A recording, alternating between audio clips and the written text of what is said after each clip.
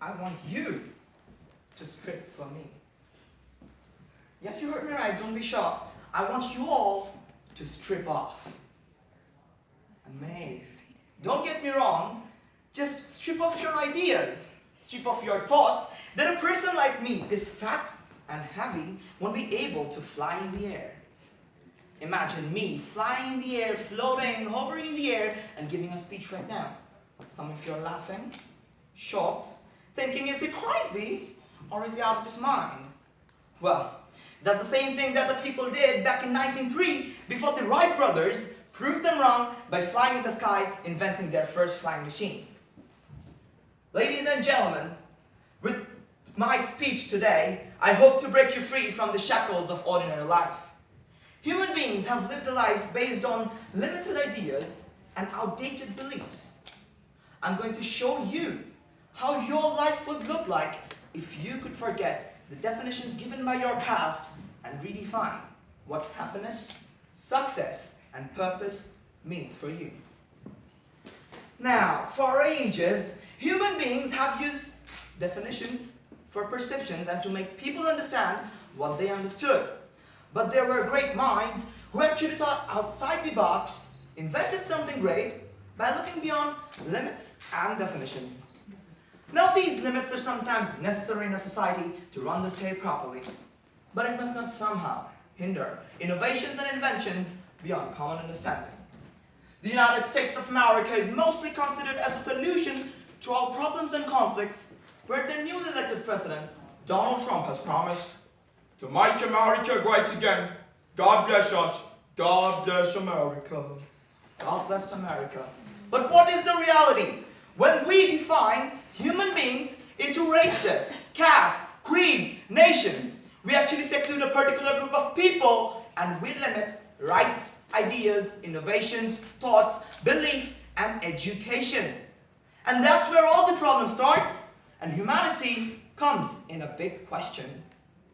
Once I read a book of a philosopher from Bangladesh named Arjali Matubor. When he was a small child, his mother passed away, and to preserve her memory, he photographed her just before her burial. And in Islamic culture, you're not supposed to take photographs of the dead people. So this news spread like a wildfire across the village, and people did not perform her final prayer before her burial. For long 18 years, he struggled hard and wrote against religious fundamentalism, ignorance and superstitions, which are nothing but a big barrier towards greater development in this modern world. He showed the people light, and today we are going towards a better development through his ideologies back in our country. Now, in this modern world, it is a science age, right? If you think science fictions are just fictions, then please don't.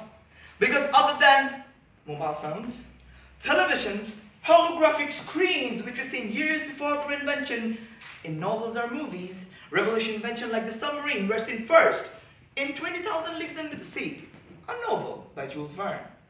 Prosthetic limbs, self-driven cars, and even spaceships were seen in Star Wars TV series, which dates back to 1960s.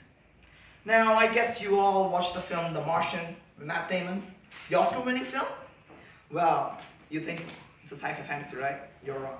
Because all eyes are now on Mars. A 180-day journey at best estimates a possible human colony, as in 2027, a Dutch company named Mars One is already set to send in astronauts for a human colony, and NASA's Orion spacecraft is also being built for the same reason.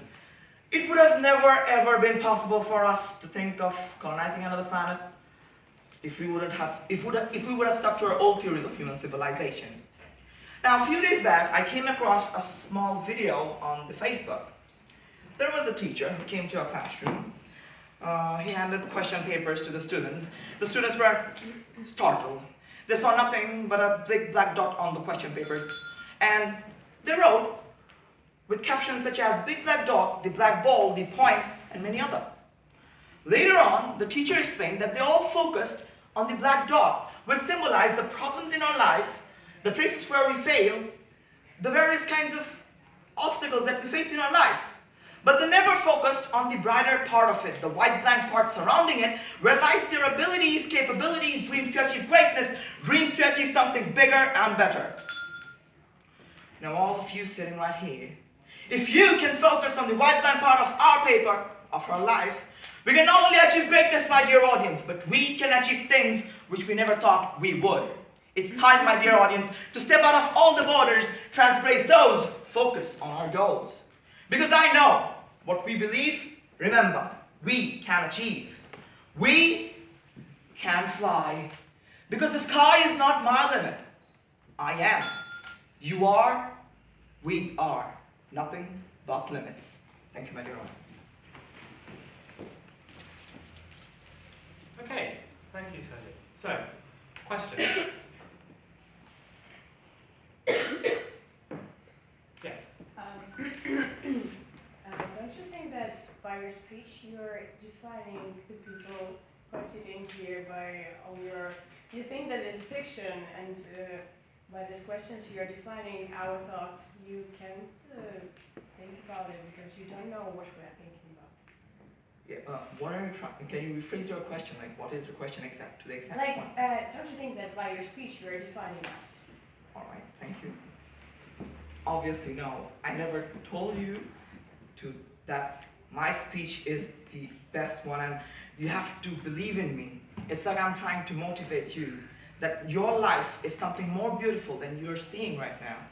We, in our life, we are thinking about what are the people gonna think if I do this, if I do that? What if I wear this? How will they define me? That's what we do. They will judge me by my actions. You are doing that, but no. What I'm trying to say is you aim for a goal. Because you aim for a dream. Because Confucius said, if you believe you can, then you're halfway there. So if you believe and you can dream that your life will be a better one, and if you aim for higher goals, higher aims, then if you believe in yourself, obviously you can do that. But you can't do that if you take the other people's talks or decisions about your obstacles or something like that. Thank you. I hope you got your answer. Okay. Yes. Yeah, right here. Okay. When I was in high school, I volunteered in a local orphanage, and I remember once asking one of the students, what she wanted to become. Now, all her life, the highest, level of profession she had ever seen was a teacher, and she said she wanted to be that. And, talking to her, I realized how technical she was, just because she was so logical in the things she built. Like, she was making up Lego structures and everything. And I got to the conclusion that maybe, in fact, our imagination is limited by our knowledge. What do you think about that? Thank you very much for your question.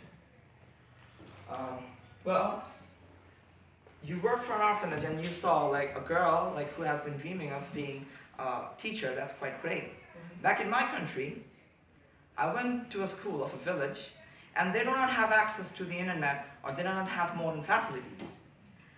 When I went and asked the students, like, what do you want to be in your future? Like, what is your aim?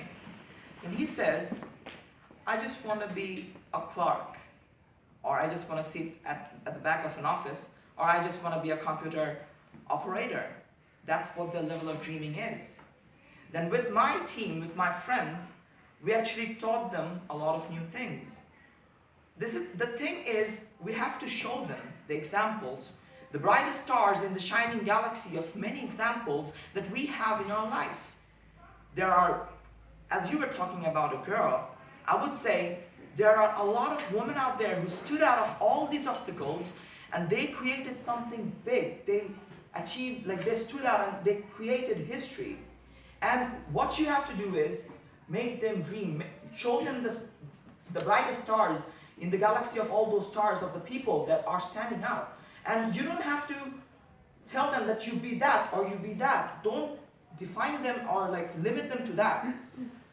What I say is, what I suggest, you're gonna go up to her, you're gonna say, you just take inspiration from them, and you yourself be the most shining example, be the best, and so that all the others coming after you will be following you. That's what I believe. Thank you.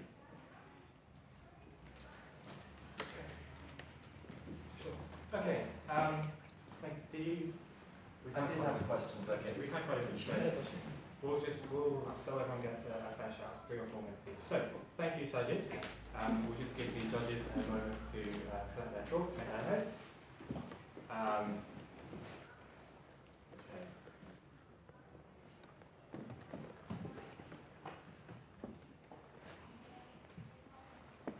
Instead of sitting in silence, I'll give you all a puzzle. Which is the only station on the London Underground that contains no letters of the word mackerel in its name? Consider. Yeah, mackerel. M-A-C-K-E-R-E-L. There's only one station on the entire London Underground that has none of those letters in it.